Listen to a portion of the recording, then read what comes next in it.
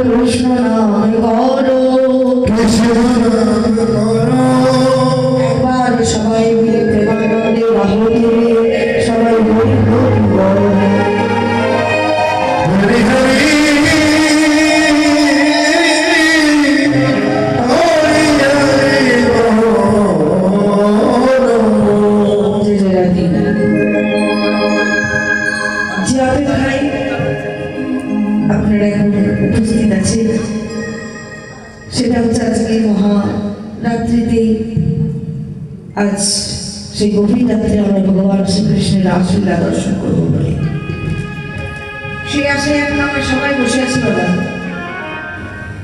আজকে এই হরিবাসরে কেউ পুরুষ না, কেউ নারী না। আজ আমরা এই হরিবাসরে মধ্য রাত্রিতে আমরা সবাই হচ্ছে ব্রজগোপী, আর গোপী সেজে এসেছি রাধা গোবিন্দের সেই রাসলীলা দর্শন করবো বলে, রাসলীলার কথা শুনবো। চলুন আগে গৌরচন্দ্রকে আস্বাদন করি, গৌরচন্দ্রকে আস্বাদন করি, তারপর বৃন্দাবন লীলায় সেই রাসলীলা দর্শন করবে যেতে পারা। আরে যমুনা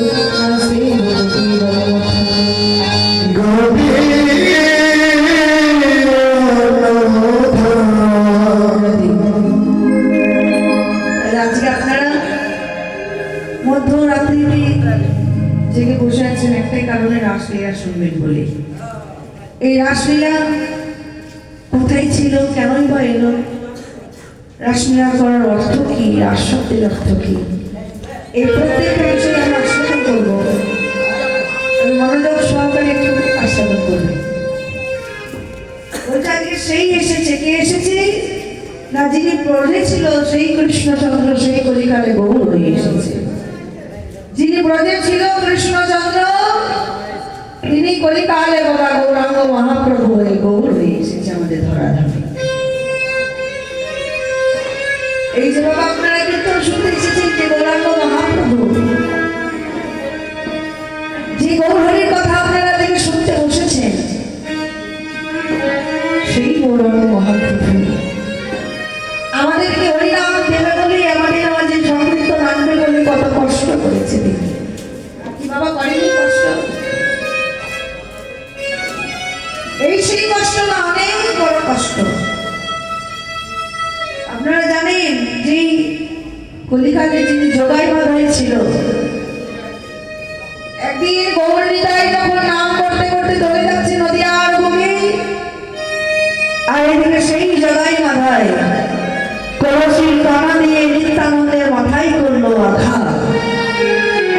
ঝরঝর করে নদীর ধারা করেছে, রক্ত বেরিয়ে চলে যাচ্ছে। আর নিত্যানন্দে দাদা নিতাইয়ের মাথায় রক্ত দেখে ভাই চিৎকার করে, গৌর চিৎকার করে বলে উঠল, কোথায় কোথায় আমার সেই সুদর্শন চক্র, কোথায় আমার সেই ধনুর্বাণ, কোথায় সে আমার রথের চাকা, দাও আমি ওদেরকে বধ করবো। দাদা নিত্যানন্দ বলে উঠল, ভাই বধ করবি মানে? এই ভাই আমরা যে কলিকালে কথা দিয়ে এসেছি যে এই অস্ত্র না ধরিব, প্রাণে কাউকে না মারিব, জগতে বিলাব প্রেম। নিত্যানন্দ জগাই মাধাইকে বলছে, ওগো জগাই মাধাই, মেরেছো তুমি কলসির কানা, তাই বলে কি প্রেম দেব না? কলসির কানা মারলে বলে আমি কি প্রেম দিতে বলে যাবো? না না না, প্রেম আমি দিয়ে যাব। তাই কলিকালে গৌরাঙ্গ মহাপ্রভু যারা প্রেম নিতে চেয়েছে তাকেও প্রেম দিয়েছে, আর যারা প্রেম নিতে চায় নাই তাকে জোর করে হরিনাম বিতরণ করেছে। কারণ মহাপ্রভু বলেছেন, শোনো, যদি কেউ হরিনাম নিতে চায় আগে তার হাতে ধরবো, হাতে ধরে বলবো, ওরে একবার তোরা কৃষ্ণ নাম কর, একবার তোরা হরিনাম কর। আর তাও যদি হরিনাম করতে না চায়, তাহলে অবশেষে ভক্তের দুটি রাগা চরণ আমার বুকের মাঝে নেব, বুকের মাঝে নেব, ভক্তের দুটি রাগা চরণ বুকের মাঝে নিয়ে বলবো, ওরে হরিহরজি, তোরা একবার কৃষ্ণ নাম কর, মধুর নাম কর, কারণ কলিকালে হরিনাম ছাড়া কলিকালে কোনো গতি নাই, এই কৃষ্ণ নাম ছাড়া কোনো গতি নাই। তাই সবাই মিলে প্রেমানন্দে ভাব তুলে একবার হরিনাম কৃষ্ণ নাম করো, নিতাই গৌর কৃষ্ণ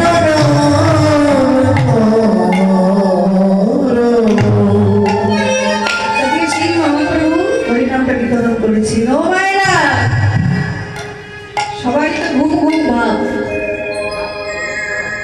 অনেকেরই শুধু এই কথা বোন বসে আছে, আমার পুচকি এইগুলো বসে আছে ছোট ছোট, একমাত্র তাদের চোখে ঘুম নাই, তাছাড়া কিন্তু অনেকে ঘুম ঘুম ভাব রয়েছে।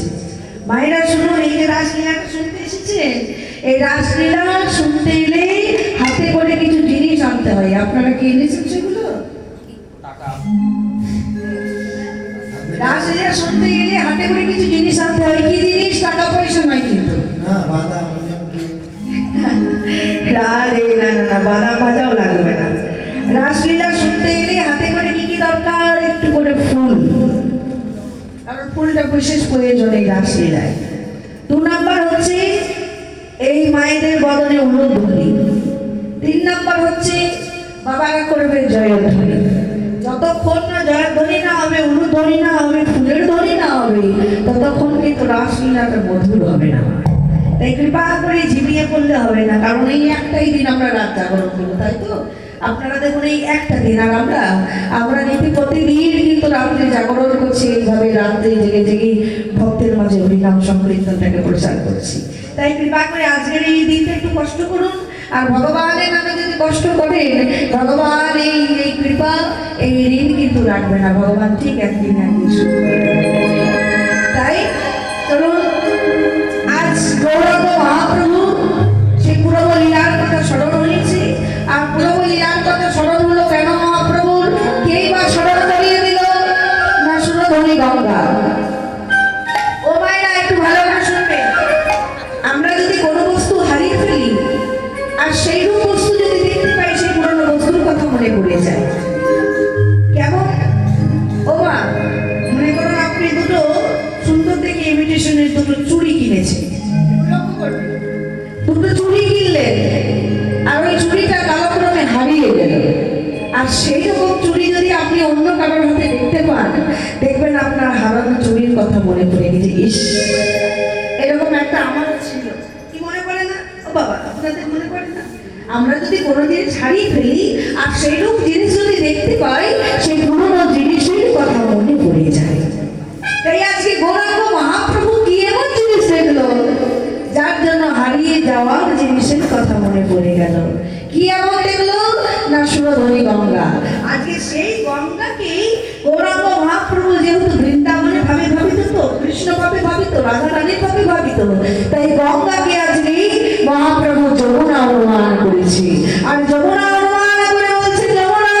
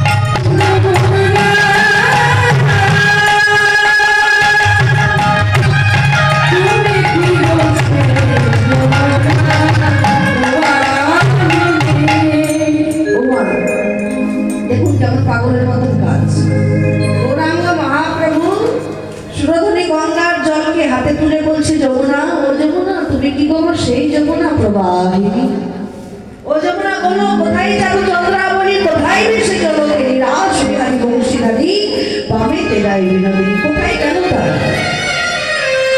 বিরহে গাতন হচ্ছে গৌরাঙ্গ মহাপ্রভু। এই জন্য গঙ্গার কথা আপনারা স্মরণ করছেন। ও মায়েরা, বাবা দেখবেন আমাদের হিন্দু সনাতন ধর্মের মানুষের প্রত্যেকটির বাড়িতে, প্রত্যেকজনের বাড়িতে দেখবেন আমরা গঙ্গা জল কিন্তু তুলে রাখি। রাখি না মা? গঙ্গা জল রাখি তো কেন? কারণ আমাদের যখনই দেহটাকে অশুদ্ধ মনে হয়, কোনো জিনিসটাকে অশুদ্ধ মনে হয়, তখনই সেই অবস্থায় যদি আমরা গঙ্গা জল ছিটিয়ে দিই, তাহলে মনে হয় দেহটাও শুদ্ধ হয়ে গেল, আর যে জিনিসটার উপরে ছড়ালো সেটাও শুদ্ধ হয়ে গেল। কি তাই তো? ওই জন্যই তো আমরা গঙ্গা জল রাখি, কারণ গঙ্গা জল নিলে দেহটা পবিত্র হয়ে যাবে। এবার একটা প্রশ্ন বাবা, আপনি অল্প এইটুকু গঙ্গা জল ছিটিয়ে যদি মনে করেন দেহটা শুদ্ধ হয়ে গেল, তাহলে এই যে আমাদের কলকাতায় যারা বসবাস করছে, তারা যে জলটা খায় সেটাও গঙ্গা জল, যে জলে স্নান করে সেটাও গঙ্গা জল, যে জলে রান্না করে সেটাও গঙ্গা জল, যে জলে একটু বাসন মাজে সেটাও গঙ্গা জল। তাহলে কি তাদের মনে কোনো পাপ নাই? কি বলে? একটু গঙ্গা জল ছিটিয়ে দিলে মনে হয় দেহটা শুদ্ধ হয়ে গেল, পাপ চলে গেল। তাহলে যারা গঙ্গার তীরে বসবাস করছে, যারা সব সময় গঙ্গা জলটা ব্যবহার করছে, খাচ্ছে, রান্না করছে, বাথরুম যাচ্ছে, তারা তো সব সময় গঙ্গা জল ব্যবহার করছে, তার মানে কি তাদের কোনো পাপ নেই? না, নিশ্চয়ই আছে। তাহলে শুধু গঙ্গা জলকে ব্যবহার করলে হবে না, গঙ্গা জলের মাহাত্ম্য জানতে হবে। আমরা অনেক মানুষ যারা গঙ্গার তীরে শুদ্ধ হওয়ার জন্য স্নান করতে যাই, তারা দেখবেন সবসময় গিয়ে সাবান শ্যাম্পু মেখে তেল মেখে গঙ্গা জলে স্নান করি। এভাবে স্নান করলে তো কৃপা পাবেন না। মা গঙ্গা তো চারটিখানি ব্যাপার না। মা গঙ্গা, আমরা যত মানুষ ইহকালে পাপ করছি, সবাই গঙ্গার জলে স্নান করে দেহটাকে পবিত্র মনে করছি, আর নিজের পাপগুলো মা গঙ্গাকে দিয়ে দিচ্ছি।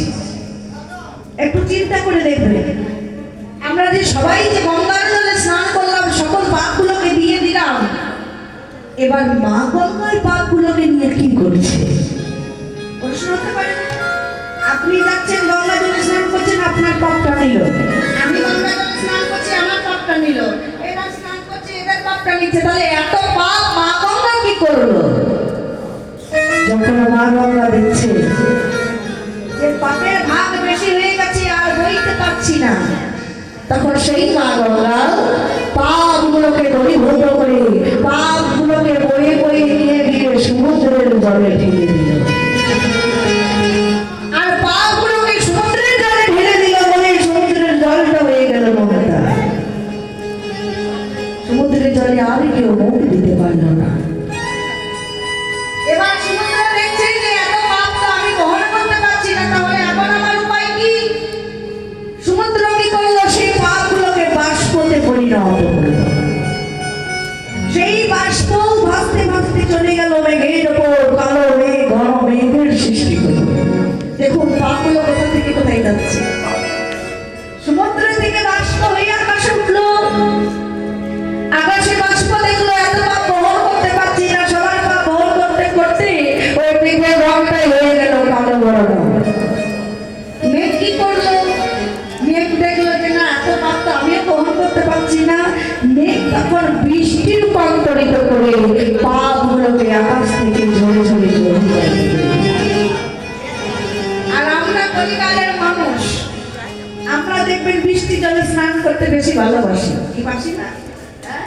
বৃষ্টি জলে ও কি আনন্দ গো, বৃষ্টি জলে স্নান করবো। কিন্তু দেখলেন তো গঙ্গার তীরে আমরা যারা পাপ দিয়ে আসছে, সেই পাপই শেষমেশ আকাশে বৃষ্টি হয়েই আপনি যে বৃষ্টি জলে স্নান করছেন, আপনার পাপটা আপনার কাছে আবার ফেলে দিল। কারণ ইহ কলিকালে আপনাকে ধরে রাখার ক্ষমতা আছে, তবে আপনার পাপকে ধরে রাখার কারণ আপনি ধরা নামে থাকবেন, আপনাকে ধরে রাখার ক্ষমতা সবাই আছে, মা ধরিত্রীর আছে। তবে আপনি যে পাপ করবেন, এই পাপটাকে ধরে রাখার ক্ষমতা ইহ কলিকালের কারণ নাই। যতটুকু কর্ম করবে নিজেরই থাকবে, যতটুকু ভালো কর্ম করবে নিজের থাকবে, যতটুকু খারাপ কর্ম করবে নিজেকেই ভোগ করতে হবে। তাই আজকে গৌরাঙ্গ মহাপ্রভু সকল ভক্তগণকে সাথে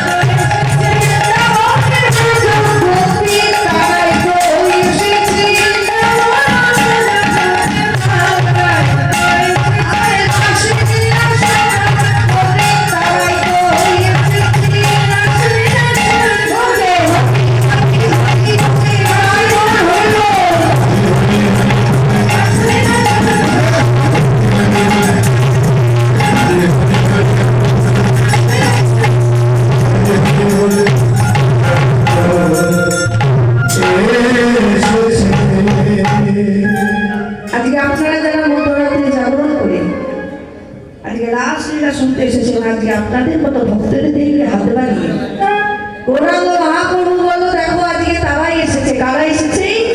কারণ যারা ভক্তরা বৃন্দাবনে ছিল আজকে দেখুন এই গ্রামে তো আরো অনেক অনেক ভক্ত আছে নেই বাবা? ও মাইনা নেই? এই গ্রামে কত কত মানুষ, কিন্তু সব মানুষ কি আর থেকে বসে আছে কোরআন শুনবে বলে? ও শুধু আপনাদের এই গ্রামে নয়, আরো প্রত্যেকটা গ্রামে যেখানে যেখানে আমরা আজকে কীর্তন করছি কার্তিক মাস থেকে, সেখান থেকেই দেখছি যে রাসলীলায় আর একমাত্র জাগরণ লীলায়, দুটো লীলায় বাবা ভক্ত পাওয়া যায় না। কিন্তু আমরা মানুষ এত বোকা কি জানেন বাবা, এই জাগরণ লীলায় দেখবেন সকাল 6টা থেকে কোনো ভক্ত পাওয়া যায় না, খুব কম 4-5টা ভক্ত থাকে। কিন্তু আমরা মানুষ এটা জানি না যে জাগরণ লীলাটাই হচ্ছে জীবনের শুরু থেকে লীলা। অষ্টকালী লীলার প্রথম লীলা হচ্ছে জাগরণ লীলা। কোনো ভক্ত যদি প্রভাতকালে ওই জাগরণ লীলা আস্বাদন করে তাহলে বলছে তার সারাদিনে মহাপ্রভু লীলাটি দর্শন করা হয়ে গেল। আর এই রাসলীলা, এই রাসলীলা আমরা রাত্রি বলি, অনেক রাত্রে বলে ঘুম পড়েছি, আবার যা ঠান্ডা পড়েছে কোনো ভক্ত যদি একবার লেপের ভেতরে যায় আর কি বের হতে মন যায় গো বাবা, আর বের হতে যায় না। কিন্তু আমরা মানুষ, আমরা জানি না যে এই রাসলীলাটা কি না, ভগবান কৃষ্ণচন্দ্র তাৎপর্যকে যত যত লীলা করেছে সর্বশ্রেষ্ঠ সর্ব উত্তম লীলা হচ্ছে এই রাসলীলা। এই রাসলীলার মতন আর কোনো লীলা নেই। কেন এই রাসলীলা শ্রেষ্ঠ হলো কেন, কিছু কথা বলি আমি আপনাদেরকে। এই রাসলীলাটা পেলাম কোথায়, কেন শ্রেষ্ঠ আছে? অনেকগুলো কারণ, তার মধ্যে কিছু কিছু কারণ। এক নম্বর কারণ, একটু মন দিয়ে শুনবেন না।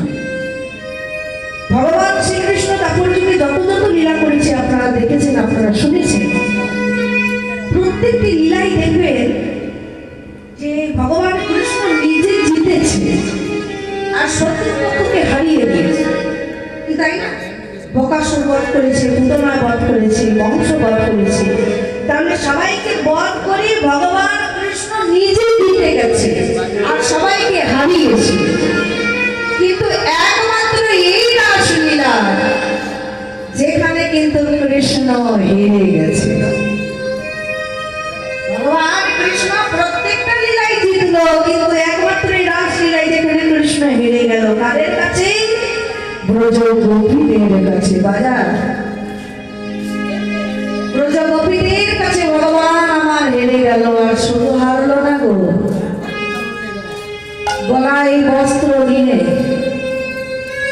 হারটাকে স্বীকার করলো, হে ব্রজ গোপী, আমি তোমাদের কাছে তোমাদের প্রেম জয়ে, তোমাদের ভালোবাসার জয়ে আজ আমি তোমাদের কাছে হেরে গেলাম। একমাত্র এই কারণের জন্য রাসলীলা প্রধান। দু নম্বর কারণটা কি? দু নম্বর কারণটা হচ্ছে আপনারা যত যত ভগবান শ্রীকৃষ্ণ লীলা দর্শন করেছেন জানেন, প্রত্যেকটি লীলাতেই রাধা কৃষ্ণের মিলন হয়, সখীরা সবাই জয়ধ্বনি দেয়, কি তাই না? নৌকা বিলাস লীলা, তারপর সুবল মিলন, প্রত্যেকটা যত যত ভগবান শ্রীকৃষ্ণের লীলা আছে প্রত্যেকটি লীলাতে রাধা কৃষ্ণের শুধু মিলন হয় আর গোপীরা সবাই ঘিরে ঘিরে জয়ধ্বনি দেয়। কিন্তু একমাত্র এই রাসলীলা যেখানে শুধু রাধা কৃষ্ণের মিলন হয়নি গো, সেই রাসলীলায় যত ব্রজ গোপী ছিল ততই কৃষ্ণ প্রত্যেকটি গোপীর সঙ্গে মিলন করেছে, যার জন্য রাসলীলাটা শ্রেষ্ঠ বলা হয়েছে। আপনারা যে রাত্রে জাগরণ করে যারা রাসলীলা শুনতে এসেছেন, এই রাসলীলা হচ্ছে ভক্তের সঙ্গে ভগবানের মিলন, আত্মার সঙ্গে পরমাত্মার মিলন। আজকে আমরা সকল আত্মাগুলো গোবিন্দের সঙ্গে মন্ত্র রাত্রিতে মিলন হবে, যে মিলনের নাম হচ্ছে মহা, সেই রাসলীলা।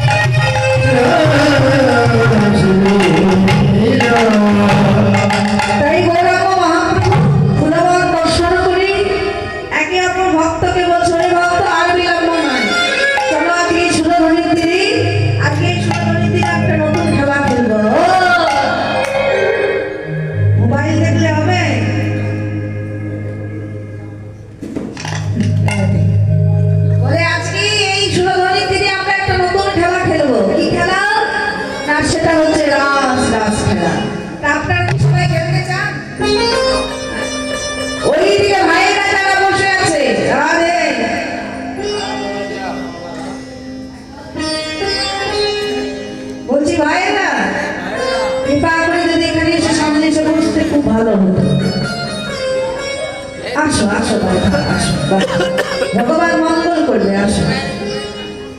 মঙ্গল না করলে ভুল করবে, আসো।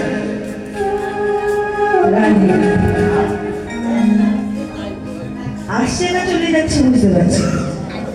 ও আসছে, বা সবাই একসাথে বসলে কি হয়, ভক্ত কম হয়ে গেছে তো, তো সবাই একসাথে রাখলে একটু রাস মঞ্চটা একটু আনন্দ আনন্দই হবে। বেজে গেছে। তাই আজকে গৌরাঙ্গ মহাপ্রভু বলছে, শোনো আজকে আমরা সুরধরিত্রীর একটা নতুন খেলা খেলবো। এই দেখো নাচতে বলেছি, সবাই চলে যাবে, কীর্তন শোনার মন নাই কেন? তাহলে আজকে সুরধরিত্রীর একটা নতুন খেলা খেলবো, যে খেলার নাম হচ্ছে রাস খেলা। তাই গৌরাঙ্গ মহাপ্রভু যখন বলেছি বাবা যে রাস খেলা খেলবো, এমন সময় এক ভক্ত বলে উঠল, প্রভু আপনি যে রাস খেলা খেলবেন তা আপনার হাতে বাঁশি করি। বাঁশি ছাড়া কি কখনো রাসলীলা হয়? ও মায়েরা, হয় কি? হয় না। কারণ ভক্তরা বলল, প্রভু আপনি যখন বৃন্দাবনে রাসলীলা করেছিলেন তখন আপনার হাতে ছিল বাঁশি, কিন্তু আজকে আপনার হাতে তো কোনো বাঁশি নেই, আর বাঁশি ছাড়া তো কোনো রাসলীলা হবে না। তাহলে এখন কি করে রাসলীলা করবেন? বলে, শোনো ভক্ত, আমি যখন বৃন্দাবনে রাসলীলা করেছিলাম তখন ছিল আমার হাতের বাঁশি, আর সেই বাঁশিটি আমার কলিকালে হয়ে গেল আমার মৃদঙ্গ বা শ্রীখোল। আজকে বাবা এই শ্রীখোলটা না বেঁচে যদি হরিবাসরে গিয়ে এসে বাঁশি বাজাতো, আপনারা কি কেউ বাঁশির সুরটা শ্রবণ করে কীর্তন হরিবাসরে আসতেন? বাঁশির সুর শুনে কি আসতেন? আসতেন না। তাহলে আজকে খোল বেজেছে, করতাল বেজেছে, তাই আপনারা জানেন খোল করতাল মানে কীর্তন হচ্ছে, কীর্তন শুনতে যান। তাই আজকে গৌরাঙ্গ মহাপ্রভু বলছে আমার বাঁশি হচ্ছে শ্রীখোল। তাই প্রভু আমার বলল কি,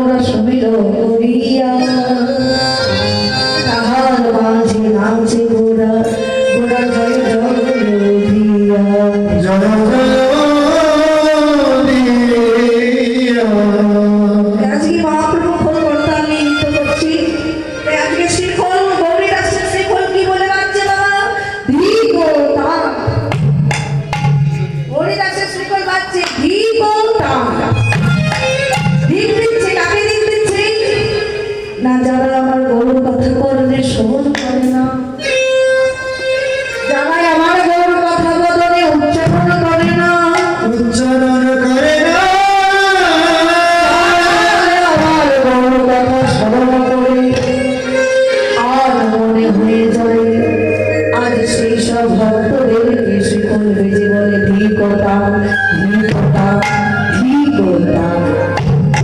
আজকে গৌরীদাসের শিকল বাজছে কি বলে একটু করতালি দেবেন সবাই। নিজেরা যতক্ষণ আনন্দ না করবে ততক্ষণে কীর্তনে আনন্দ হবে। এই কথাটা একটু বিচার করে দেখবেন বাবা। নিজের মনে যদি আনন্দ না থাকে কীর্তনিয়া যতই ভালো গান না কেন আপনার শেষ শেষে মনে হয় ইস গানটা যেন ভালো লাগে কি, তাই না? তাই আনন্দটা সবসময় নিজের কাছে। আপনি নিজে যদি আনন্দ করেন তাহলে দেখবেন যে যেমন ওটা গাইছে না কেন আপনার বড়ই ভালো লাগছে। তাই সবাই মিলে একটু আনন্দ করে আর শিকল বাজছে বাজে বিপদাম বাজে বিপদাম বাজে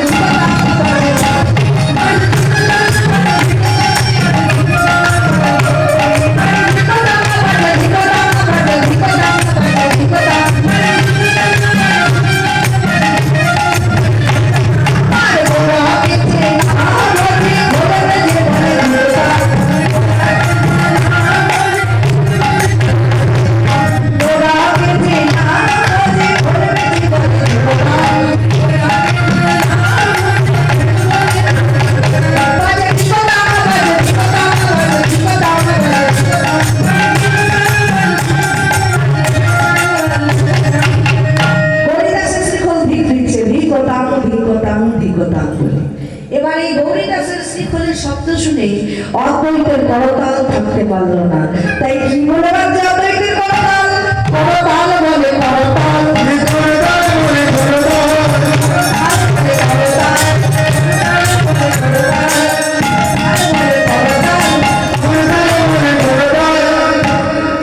এখানে যারা বসে আছে এই মোটামুটি এনাদের কাছে করতাল আছে। চেয়ারে যারা বসে আছে তাদের কাছে করতাল নাই, করতাল আছে। করতাল কর মানে কি? কর মানে হচ্ছে হাত, আর তাল মানে করে করে যে তাল, এর নাম হচ্ছে করতাল। তাই কাদের কাদের কাছে আছে দেখি একটু করতাল বলে করতাল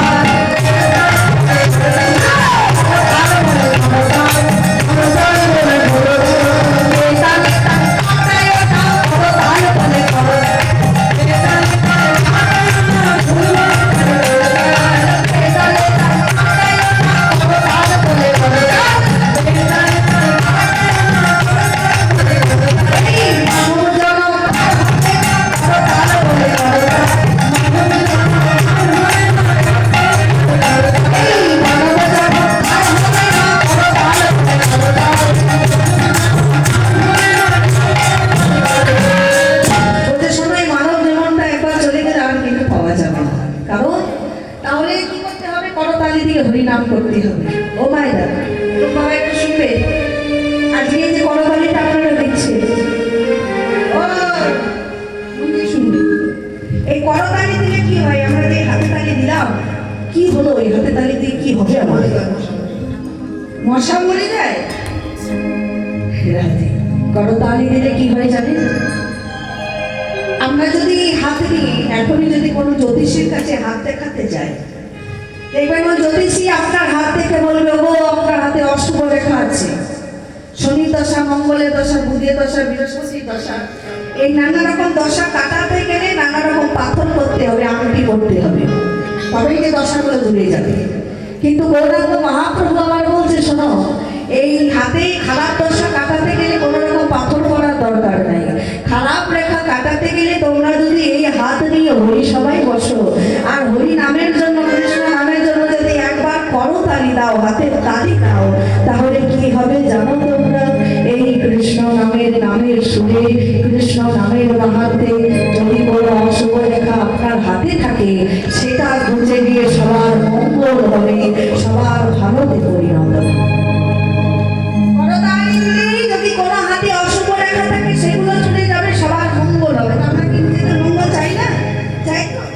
তাহলে চলুন সবাই হাতে কৃষ্ণ নাম করে সবাই হাতে কৃষ্ণ নামের তালি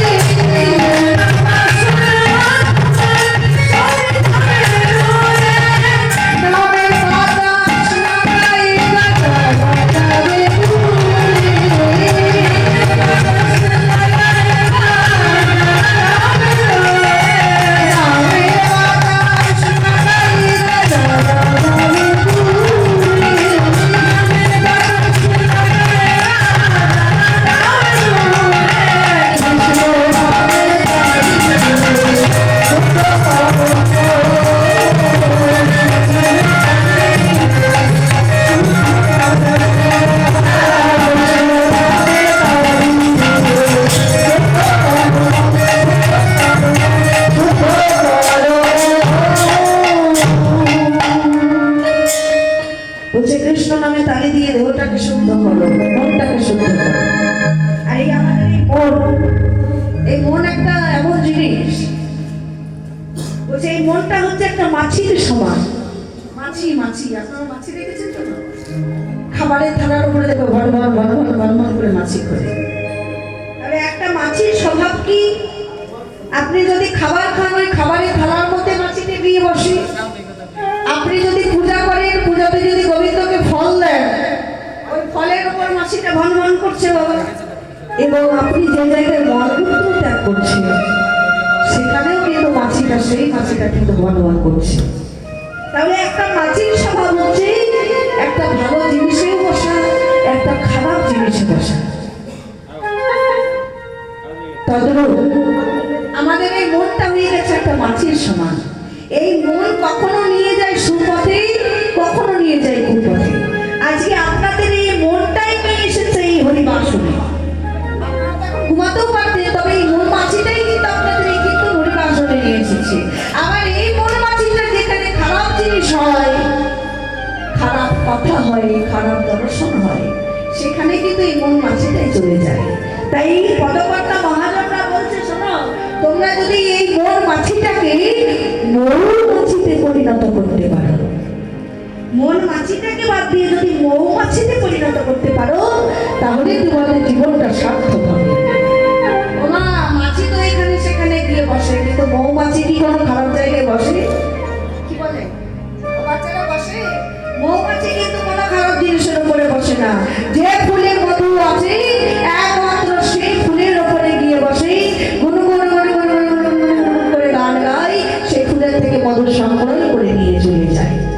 তখন আমরা যদি আমাদের এই মনটাকে মৌমাছিতে পরিণত করতে পারি, তাহলে দেখবেন একমাত্র যেখানে হরিনাম হচ্ছে, সেইখানেই চলে যাবে এই মৌমাছিটা। যেখানে সাধুগুরু বৈষ্ণব সঙ্গ হচ্ছে, সেইখানেই যাবে এই মৌমাছিটা। যেখানে আপনাদের মতো সাধুগুরু ভক্তরা উপস্থিত হয়ে হরিনাম করছে, একমাত্র সেই মৌমাছিটাই কীর্তন হরি সবাই গিয়ে নিজের জীবনটাকে ধন্য মনে করবে। তাই আজকে গৌরাঙ্গ মহাপ্রভু খোল করতাল নিয়ে নৃত্য করছে, আমরা নৃত্য দর্শন করব। তার আগে বলছি, এই যে মালাটা রয়েছে না, এই মালাটা একটু নিয়ে যাও। মালাটা ছোট ছোট ছোট ছোট করে টুকরো টুকরো তোমাদের কাছে রাখো, সামনে বসো। যখন একের পর পঞ্চতত্ত্ব নৃত্য করবে, তোমরা শুধু অল্প অল্প করে শুধু ফুলের ধ্বনি দেবে। আর মায়েরা কৃপা করে একটু উলু ধ্বনি, বাবার একটু করতালি, হরি বলের ধ্বনি সবাই একটু দেবেন। কারণ রাসলীলা যিনি গৌরাঙ্গ মহাপ্রভু শুরু করে ফেলেছে, রাসলীলা আজকে গৌরাঙ্গ মহাপ্রভু সুরধ্বনি থেকে আজকে আরম্ভ করছে। কেমন ভাবে না, কোন করতাল নিয়ে যখন গৌরাঙ্গ মহাপ্রভু নৃত্য করছে, তাহলে গৌরাঙ্গ আজকে শ্রী রাস মন্ডল দিয়ে গৌর হরি নৃত্য করছে। কেমন ভাবে উলু ধ্বনি দেবেন? নাচে গোরা কবি দলাইয়া নাচে, নাচে আমার গোরা।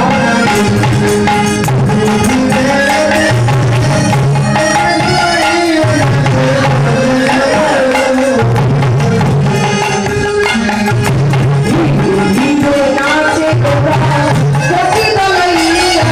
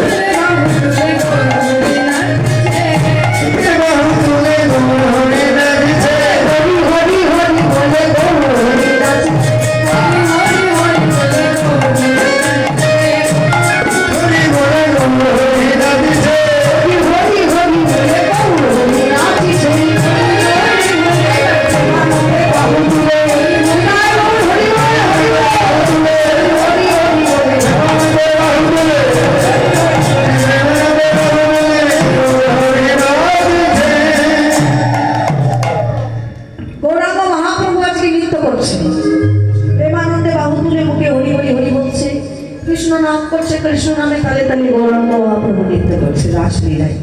এবার রাসলীলা স্মরণ করে গৌরহরি যখন নৃত্য করছে, গৌরহরি নৃত্য দর্শন করছে আরেকজন বাবা। তিনি কে?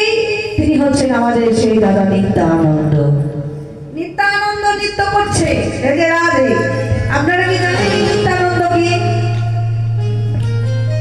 আচ্ছা, গৌরকে আগে বলে রাখি, যে গৌরাঙ্গে মহাপ্রভুর আপনার নাম শুনতে বসেছে, এই গৌরাঙ্গ মহাপ্রভু এই যে হাত তুলে এসেছে বাবা, আপনারা কি জানেন যে গৌরহরি কেন এইভাবে হাত দুটোকে তুলে দিল? অনেক সময় আমাদের নবদ্বীপ ধামে গৌরাঙ্গ মহাপ্রভু ঠিক এইভাবে এই ভাব প্রকাশ করে এসেছে। কেন? কারণ তোমরা আমাকে দান দাও, তোমরা আমাকে কিছু দাও, যার বিনিময়ে আমি তোমাদেরকে কিছু দেব। অনেক সময় গৌরাঙ্গ মহাপ্রভু কিন্তু এই ভাবও ধারণ করেছে, কারণ বর প্রাপ্ত, তোমরা কিছু চাও, তার বিনিময়ে তোমাদেরকে আমরা আশীর্বাদ দেব। এই যে গৌরহরি নানা ভাবের উদয়, কেন জানেন? কারণ তারপর যুগে শেষ সন্ধ্যায়, তারপর যুগে ভগবান শ্রীকৃষ্ণ তিনি যখন দেখলো যে কলিকালে মানুষের জন্য আমাকে প্রেম নিতে হবে, তখন শ্রী কৃষ্ণচন্দ্র ছুটে গেল রাধা রানীর কাছে। রাধা রানীর কাছে গিয়ে বলল, রাধে ও রাধে, আমি এসেছি রাধে তোমার কাছে প্রেম দেওয়ার জন্য। চন্দ্ররাধে, আমি ভাবলাম তোমার কাছে প্রেম নিয়ে আমি কলিকালে প্রেম বিলাবো। রাধা রানী বলছে, শোনো তো, প্রেম তো বিলাবে, তবে তুমি কোন রূপ ধরে যাবে, কেমন ভাবে যাবে, এটা একটু যদি বলতে বড় ভালো হতো। যেই না বলেছে কেমন রূপ ধরে যাবে, কেন না, কারণ শোনো রবীন্দ্র একজন সোনা বিক্রেতা, যিনি সোনা বিক্রয় করে বাবা, সেই সোনা বিক্রেতার মালিক যদি একটা ছেঁড়া জামা পরে, এই যে আপনাদের এখানে হরিনাম হচ্ছে, দেখুন রাস্তা ধারে মেলা বসেছে, বসে না, রাস্তা ধারে মেলা বসেছে, একটা সোনার দোকানের মালিক যদি একটা ছেঁড়া জামা পরে সোনা নিয়ে যদি মেলার উপরে বসে, তাহলে আপনারা কেউ কি সেখান থেকে সোনা নেবেন? কি বলেন? সোনা নেবেন সে দোকান থেকে? নেবেন না। কেন? কারণ যিনি সোনা বিক্রি করছে সে একমাত্র মেলায় বসেছে, আর 2 নম্বর হচ্ছে তার জামাটাও হচ্ছে ছেঁড়া ফুটো, তার কাছে কি সোনা কখনো খাঁটি হতে পারে? রাধা রানী শিখিয়ে দিল, সোনা বন্ধু, তুমি নাম নিয়ে যাবে, প্রেম নিয়ে যাবে, আগে তোমার পোশাকটা দেখে তোমাকে বিচার করা হবে তোমার কাছে কেউ প্রেম নেবে কিনা। তোমার রূপ থেকে আগে বোঝানো হবে যে তোমার কাছে কেউ, তোমার রূপের প্রেমে কেউ পাগল হবে কিনা। দেখুন বাবা, এই কলিকালের আমাদের এই পোশাক, এই পোশাকই বলে দেয় আপনার চরিত্র কেমন, কি তাই না? এই পোশাকের উপর আমাদের দৃষ্টি কিন্তু নির্ভর করে থাকে। আপনি যেমন পোশাক পরবেন, 5টা মানুষ আপনাকে সেই নজরে দেখবে, কিন্তু আমার পোশাকটা যদি খারাপ হয় তাহলে মানুষের খারাপ দৃষ্টি কিন্তু পড়বে। তাহলে একজন নারী একটা যদি জিন্সের প্যান্ট একটা গেঞ্জি পরে ঘুরে বেড়ায়, 5টা মানুষ তাকে সে নজরে দেখবে না, কিন্তু বাবা সেই নারীটাই যদি ওই প্যান্ট পরিবর্তন করে একটা কেউ গেরুয়া রঙে যদি একটা শাড়ি পরে, আর কপালে থাকে যদি তিলক, হাতে যদি থাকে নামের মালা, আর বদনে থাকে যদি কৃষ্ণ নাম, তাহলে মানুষ তাকে কি নজরে দেখবে গো মা? আজকে আমাদের খারাপ পরিস্থিতির জন্য একমাত্র শুধু আমরা দায়ী। এই যে বাবা আমরা প্রতি গ্রামে গ্রামে গান করতে যাই, তো আমরা জানি আমরা গান করতে যাই, এই কীর্তনিয়াদের মর্যাদা বাবা, মান মর্যাদা কেউ রাখতে পারে না। কেন জানেন? কারণ কীর্তন করতে এলে মানুষের ঘরে একটা চাদরও জোটে না। কীর্তনিয়াকে এসে থাকবে, কোথায় শোবে, কি খেলো, কখন থাকছে, কেমন আছে, এগুলো কারো বাবা কেয়ার নেওয়ার সময় থাকে না। এবং কি কীর্তনিয়া যদি আসলে দাঁড়িয়ে একটা ভুল কথা বলে, বা কীর্তনিয়া যদি আসর জমাতে না পারে, তাহলে কীর্তনিয়ার দোষ। কিন্তু কীর্তনিয়া এসে যে কোথায় শুলো, কোথায় ছেঁড়া কম্বল, যে গায়ে একটা বসানো জুটে নাই, এগুলো তো মানুষ খেয়াল রাখে না। এর দোষটা শুধুমাত্র আমাদের, এই দোষ কিন্তু আমাদের। কেন?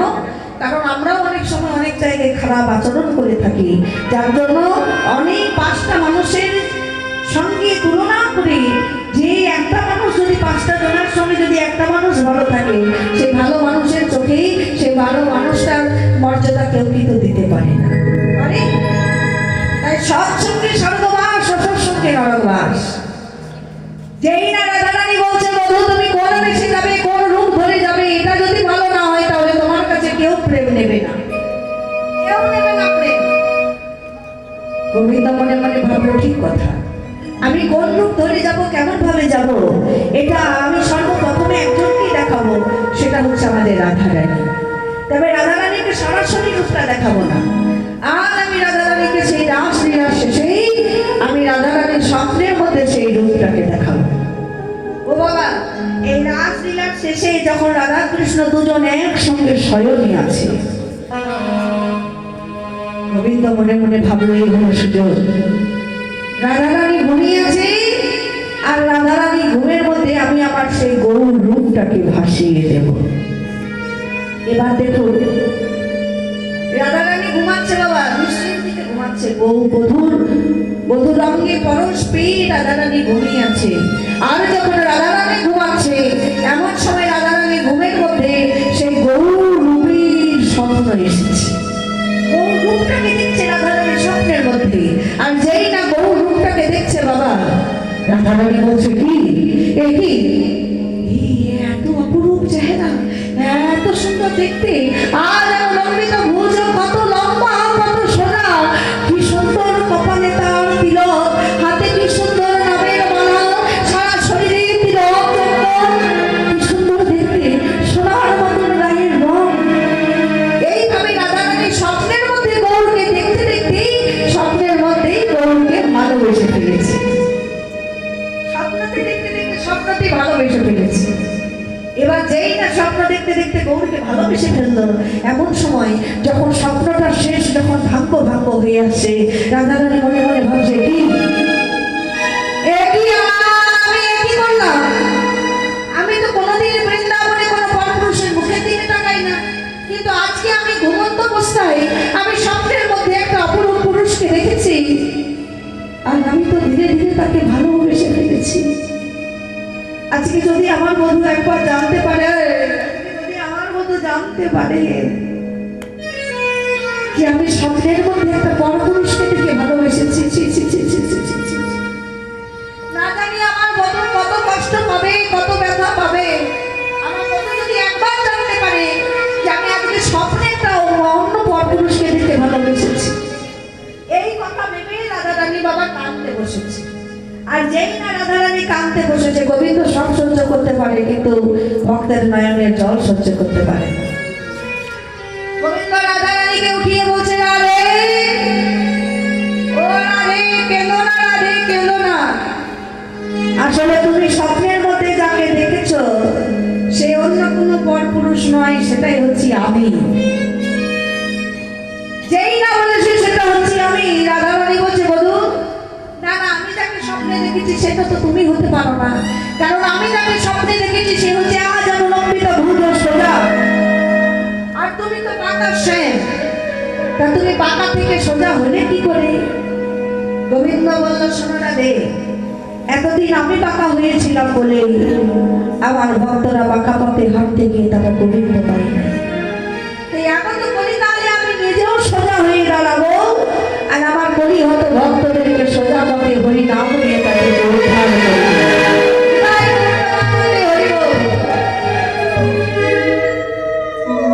তাই গোবিন্দ বলল, রাধে, আমি আমার এই গৌর রূপটা তোমাকে সরাসরি দেখাতে পারতাম, কিন্তু তোমাকে স্বপ্নের মধ্যে দেখালাম কেন জানো? কারণ আমি মনে মনে ভাবলাম যে আগে আমি দেখবো যে আমার রাধারানী ওই রূপটাকে দেখে কি করে। তাই রাধে, তুমি যে গৌর রূপটা তুমি স্বপ্নের মধ্যে দেখে যাকে ভালোবেসেছো, তাহলে সেই রূপ দেখে কলিকালের মানুষ ওই রূপে প্রেমে পাগল হবে। ওই রূপ দেখে কলিকালের ভক্তরাও হরি বলবে, ওই রূপের প্রেমে পাগল হয়ে নদিয়ার ভক্তরা, সকল ভক্তরা নয়ন জলে মুখ ভাসিয়ে কাঁদবে, প্রেমানন্দে বাহু তুলে হরি বলতে যাবে। তাই মায়েরা, নিঃশ্বাসের ভরসায় আমরা বসে আছি। এই নিঃশ্বাস আজ থাকবে, কালকে নাও থাকতে পারে, এখন আছে এখনই চলে যেতে পারে। তাই চলুন আমরা সাধুগুরু বৈষ্ণবের মাঝারে বসে একবার এসো ভক্ত,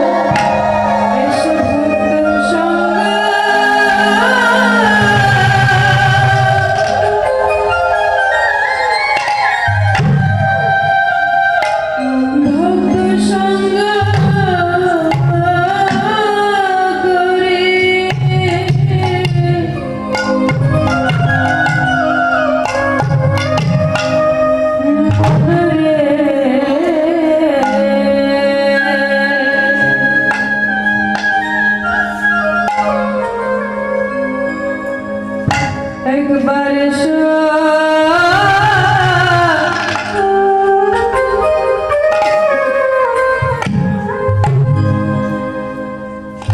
এসো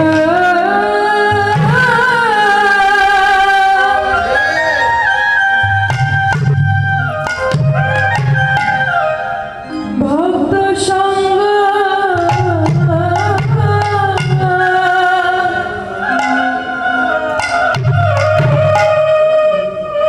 ভক্ত সঙ্গ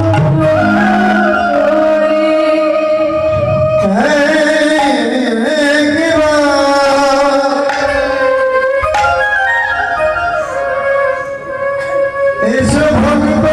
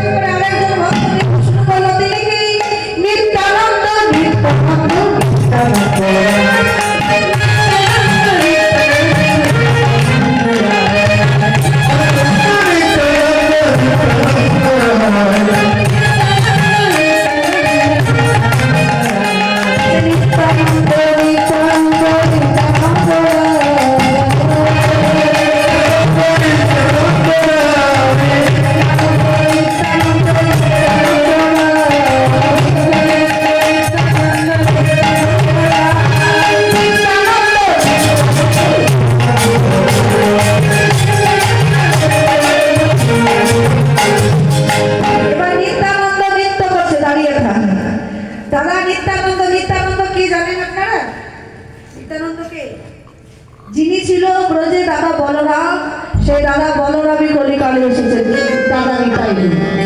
তিনি ছিল দাদা বলরাম, সেই দাদা বলরামই কলিকালে এসেছে দাদা নিতাই হই। এবার দাদা নিতাই মনে মনে ভাবছে যে আমার ভাই অর্থাৎ গৌর, ওর এমন উদ্ভট নৃত্য, কখন যে গৌর নৃত্য করতে করতে পড়ে যাবে গৌরের কোনো হুঁশ নাই।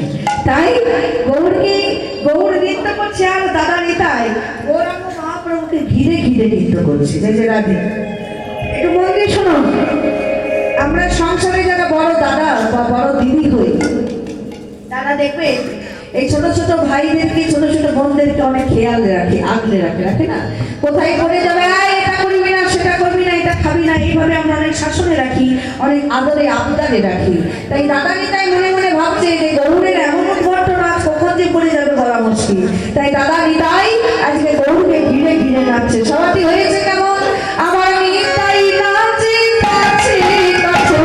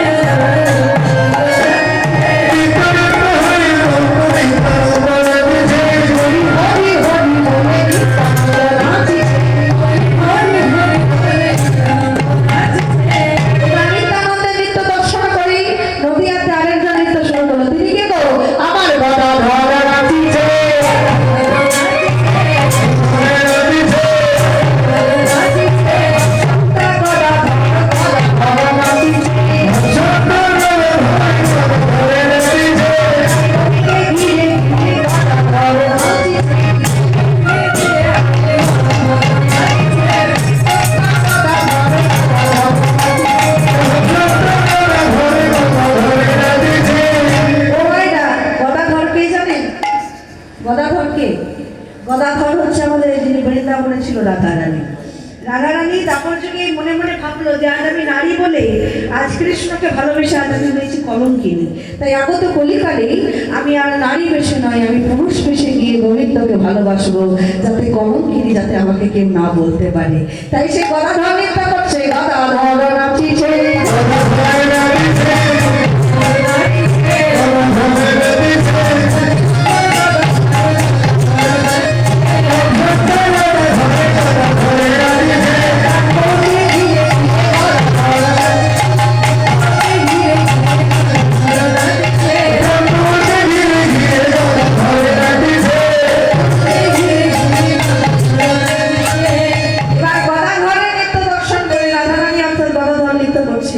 আর গদাধরের নৃত্য দর্শন করে আরেকজন নবদ্বীপ মাটিতে নৃত্য শুরু করলে তিনি গো আমার নৃত্য নাচিছে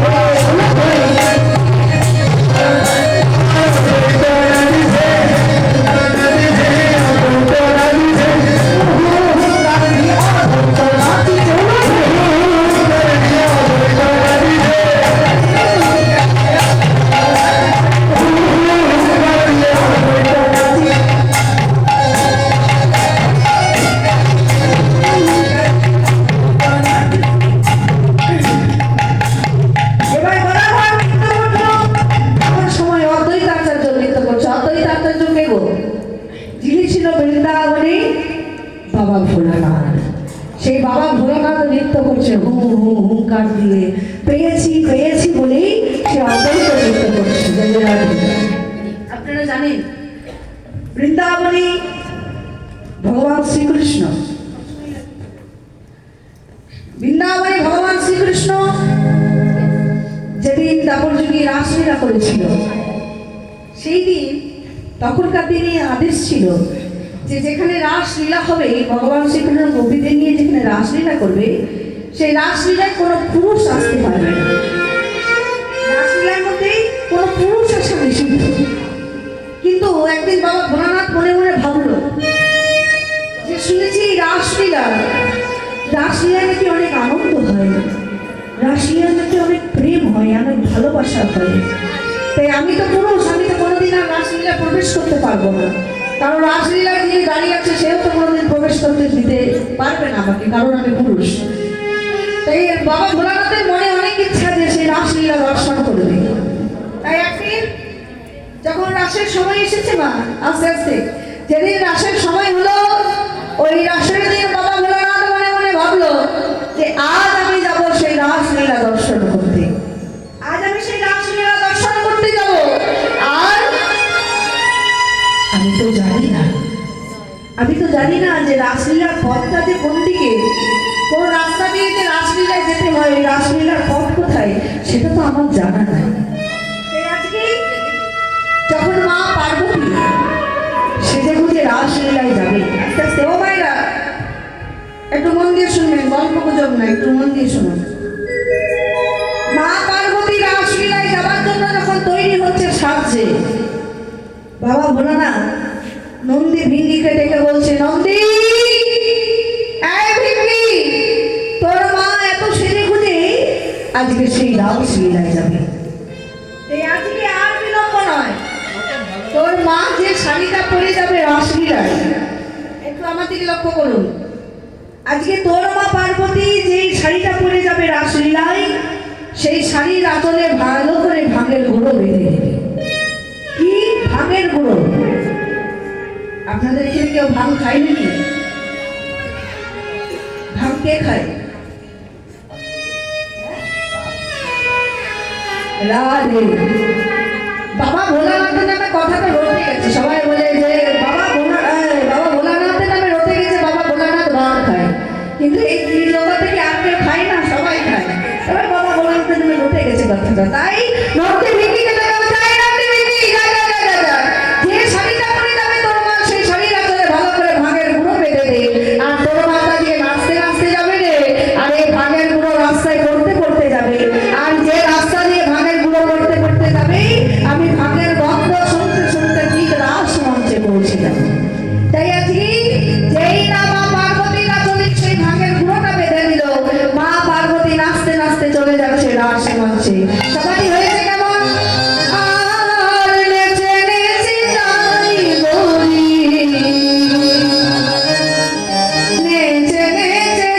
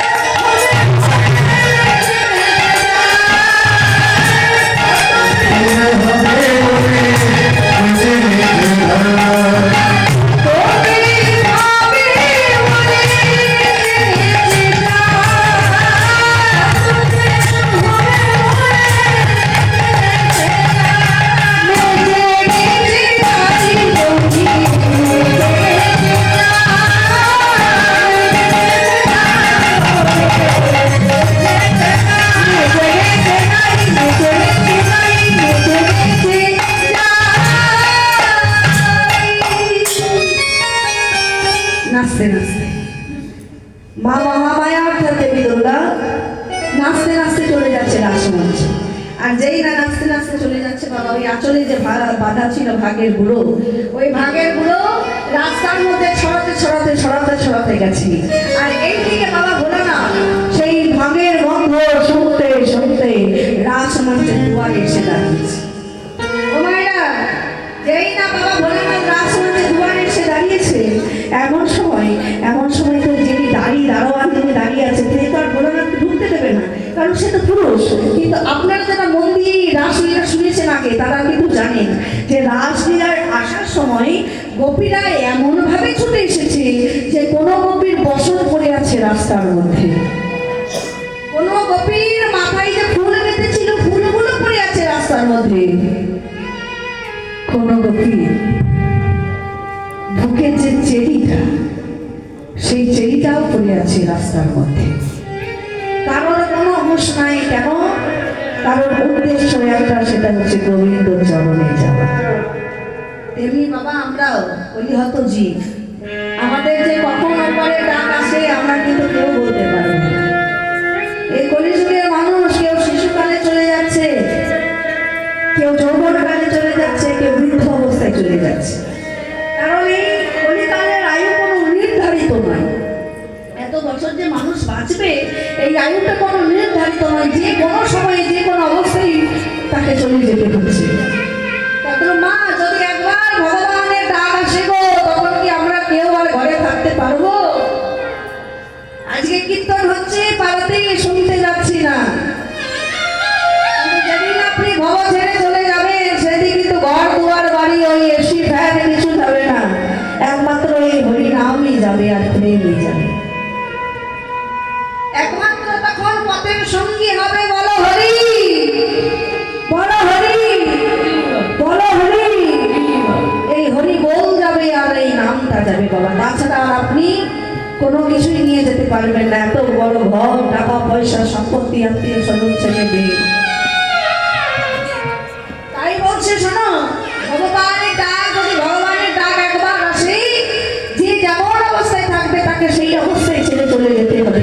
সখীরা যে যেমন অবস্থায় ছিল সেই তেমন অবস্থায় ছুটতে ছুটতে যাচ্ছে গোবিন্দ দর্শনে।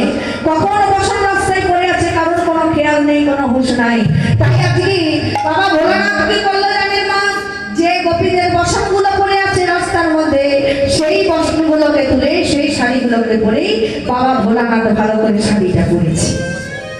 ও বাবা ভোলানাথের পেটটা তো একটু মোটা, তাই ভালো করে শাড়িটা ঢাকা নিয়েছে। যেই না পেটটা ভালো করে ঢাকা নিয়েছে, মাথায় ঘোমটা নিয়েছে, এবার রাসমণ্ডলীতে হুড় হুড় হুড় করে ভক্তরা সবাই যাচ্ছে, গোপীরা সবাই প্রবেশ করছে। এবার বাবা ভোলানাথ কি করলো? রাসমণ্ডলীতে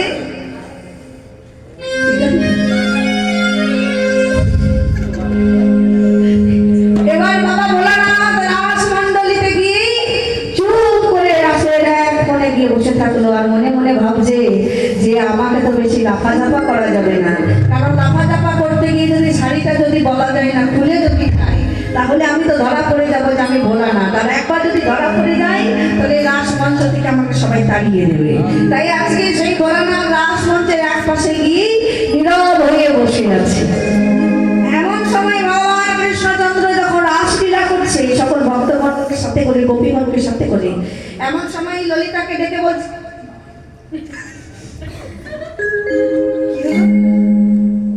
গন্ধ কিসের গন্ধ হচ্ছে গো? ও পুরুষ পুরুষ গন্ধ হচ্ছে। হ্যাঁ, মনে হয় কি সখী রাসলীলায় মনে কোনো একটি পুরুষ এসেছে। ললিতা একটু ভালো করেছে, ও ললিতা এই দিক থেকে চেয়ে তবে রাসমণ্ডলী থেকে কোনো পুরুষ নাই তো? যেমন ও ললিতা শোনো শোনো, এতদিন যে আমরা রাসলীলা করছি, প্রত্যেকটা রাসলীলায় কত আনন্দ হয়, কিন্তু আজকে এই রাসলীলায় কোনো আনন্দ হচ্ছে না। তার মানে আজকে এই রাসে কোনো পুরুষ এসেছে, একটু দেখো তো চেয়েছে ভালো করে, ভালো করে দেখবে কিন্তু বেটে উঠে গোপী শিবনী আছে, গোপী। হ্যাঁ, পুরুষ নাকি বলি গোপী, লাল গোপী। না না ওরা গোপী, হ্যাঁ ভালো গোপী, সুন্দরী গোপী এগুলো। ও এটা আরো গোপী, হ্যাঁ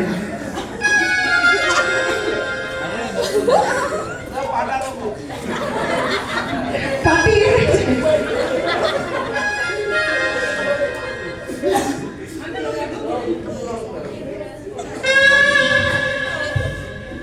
ও ভাই এ কে গো, এই কে গো, এইটা তো আগে কখনো দেখিনি। বৃন্দাবনে গোপীরা আসে না, পেটটা আমার এত মোটা, বাবা রে। দেখি দেখি একে একটু ভালো করে লক্ষ্য করতে হবে। ও গোপী, বাবা ভুল বলছে আমার। গোপী তোমার নাম কি? গোপীর নাম হু। বাহ, গোপী তোমার বাবার নাম কি? বাবার নাম হু। গোপী তোমার মায়ের নাম কি? মায়ের নাম হু। হ্যাঁ গো, হু বুঝতে নাম নাকি গো? বাবার নাম হু, মায়ের নাম হু। ও গোপী, গোপী, ও গোপী, বিয়ে করে যাও। যেই না বাবা বলে না, যা সব যা যা জিজ্ঞাসা করছে সব কিছু একই উত্তর, হু হু হু। এবার সখীরা বলছে, শোনো সখী, আর বিলম্ব নয়, এর মাথা থেকে ঘুমটাটা খুলে দিয়ে দেখাও যে কেমন লোকে বৃন্দাবনে।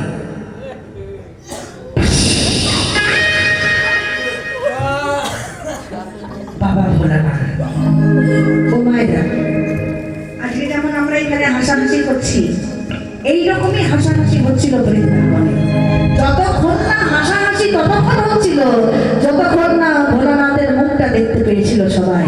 কিন্তু যেই না ভোলানাথের মুখটা দর্শন করতে পেল, স্বর্ণমুখী এসে দাঁড়ালো মা পার্বতী। ছি ছি ছি স্বামী, ছি। তুমি জানতে যে রাসমঞ্চে কোনো পুরুষেরই সেই রাসলীলার কোনো আনন্দ থাকে না, তাহলে তুমি কেন এসেছো এই রাসলীলায়? তুমি তো জানতে রাসলীলায় এলে কোনো পুরুষ যদি প্রবেশ করে সেই রাসলীলায় কোনো প্রেম হয় না, তাহলে তুমি কেন এলে রাসলীলায়? আর যদি এসে পড়েছো তাহলে এক্ষুনি এই মুহূর্তে রাসমঞ্চ থেকে বেরিয়ে যাও। ভগবান কৃষ্ণচন্দ্র ভোলানাথের কাছে এসে বলল, ভোলানাথ, তুমি এই রাসমঞ্চে এসে ভুল করেছো ভোলানাথ, যাও এক্ষুনি এই মুহূর্ত থেকে রাসমঞ্চ থেকে চলে যাও। ও মায়েরা, যেই না এত বড় অপমান করলো বাবা ভোলানাথ, বাবা ভোলানাথ মাথাটা নামিয়ে দিল, অদবদলে দাঁড়িয়ে সবার করে অপমানগুলো সহ্য করছে ভোলানাথ। আর এইদিকে ভোলানাথ যখন গুটি গুটি পায়ে যখন রাসমঞ্চ থেকে বেরিয়ে যাচ্ছে, ঠিক এমন সময় ভোলানাথ চিৎকার করে ভগবান শ্রীকৃষ্ণের থেকে হাত বাড়িয়ে বলে, প্রভু, তবে আপনিও শুনে রাখুন প্রভু, আজকে যে বৃন্দাবনের মাটিতে আজ আমি যে রাসলীলা দর্শন করতে পেলাম না, যে গোপন রাসলীলা আপনি প্রজন্মীদেরকে নিয়ে একলা করছেন, এই গোপন রাসলীলা আমি থাকতে দেব না। আগত কলিকালে এই গোপন রাসলীলা আপনার যাওয়ার আগে আমি অত্যন্ত হয়ে নদিয়ার দ্বারে দ্বারে বিচার করে দেখিয়ে দেব। নদিয়ার দ্বারে দ্বারে রাসলীলাকে দেখিয়ে দেব, রাস প্রচার করে দেব। আপনি রাসলীলা করলেন বৃন্দাবনে, আমি রাসলীলা করবো কি নবদ্বীপে ধামে। তাই সেই গুপ্ত রাস প্রকাশ হয়েছে বলেই অদ্বৈত নৃত্য করছে।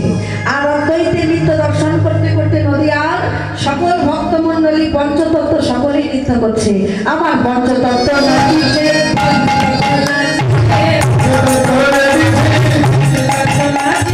হরি হরি হরি বলে পঞ্চতত্ত্ব নাচিছে, হরি হরি হরি বলে পঞ্চতত্ত্ব নাচিছে।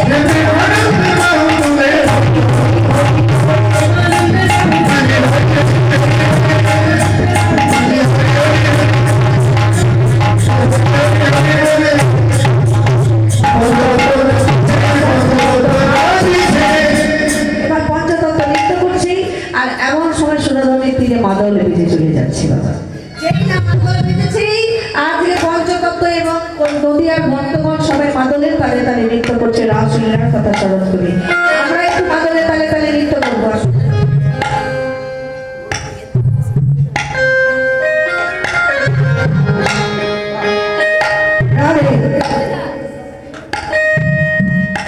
সবাই হলো ধরে নেবেন, যারা ধরে নেবেন ওখানে রাখো মা, ওখানে রাখো, সামনে রাখো। আসো আসো একটু মা তালে তালে তালে আমরা নৃত্য করবো, একটু সবাই দর্শন করো।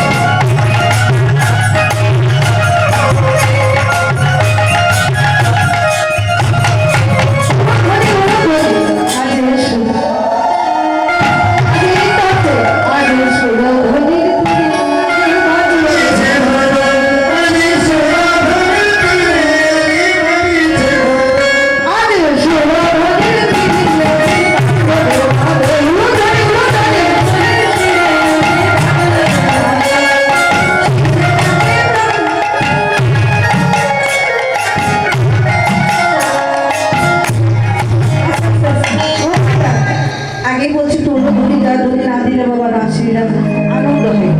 তো যত উলু ধরিবেন আপনারা উলু ধরে যাবে, আমার নিজেও বাবা ইচ্ছা হচ্ছে না, একটু কৃপা করে উলু ধরে দেবেন। ও মায়েরা, এ তো নতুন নতুন বউ হয়েছে গো, উলু ধরে দিতে জানে না, একটু উলু ধরে। আজ ষোলো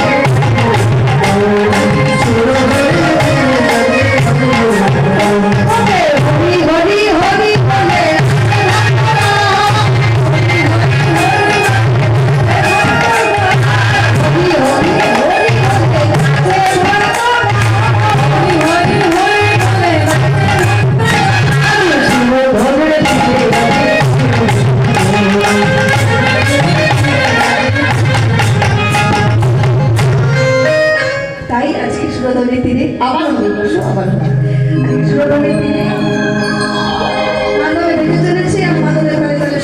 আবার নৃত্য করছি। বাসুদেব ঘোষে কহে মনের হরিষে শ্রীরা ঘোরা চাঁদ করিলা প্রকাশ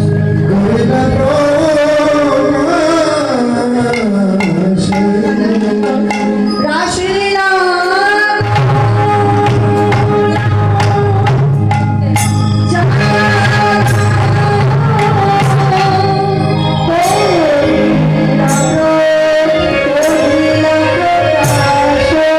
Yeah.